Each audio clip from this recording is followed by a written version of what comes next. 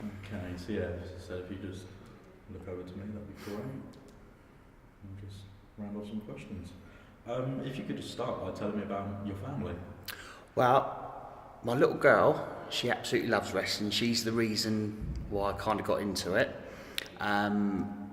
She tries to come to as many as she can, but like tonight, we won't be finished till late. And of course, when she's only 10, it gets a bit too late for her, so she's moaning. But she comes every night of the week if she could. So do you?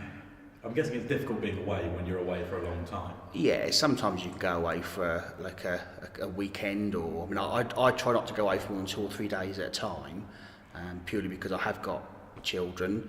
But I think the options are there, or the opportunities are there, that if you wanted to, you could go all the time. But weekends I'm okay going away, and just try to keep it to a day at a time. And that sort of works for me. Yeah, well, if you got the opportunity, you said about, there are the opportunities there to go away for a long time. If you got that opportunity, would you potentially take it? Probably not. No. Not if it meant being a long time away. Maybe 10 years ago, different kettle of fish, but not now. No, I'm happy with what we do, the setup we've got, and just go from there. Really, we're happy with the amount of matches and shows that we've got on the cards, as we say. Yeah. Have you missed anything? I know you only said you got away for 2 or 3 days. Have you ever missed a milestone, anything? No. We tried to juggle it so we're pretty much within the rounds of being moaned at. But I mean, like, we've got one next weekend on New Year's Day. Wrestled a couple of times on Boxing Day, but the main shows are okay. And like I said, I've got the backing of my family, so it's quite supportive. But if I didn't have that, it would be a nightmare. I can imagine it would be. So your kids, you say your kids and your wife are okay with this. They must miss you, mustn't they? They must miss you when you're away. Yeah, I mean, I would say 80% of the time they do try to come along. It's in my family. My uncle was back in the 80s on the World of Sport. And like I say, my daughter, she loves it. If she could come along, she would. It's just the late nights. But yeah, you just gotta go while it's there, really. Do you ever think about, because wrestling is a dangerous sport? Yeah. I know, and I'm sure you obviously do take it as well as you can do to make sure there's no injuries or anything like that. Do you ever feel a bit, worried when you step in the ring, because you think, obviously I do have... Yeah, but to be honest with you, it was a conversation that we were having today, actually.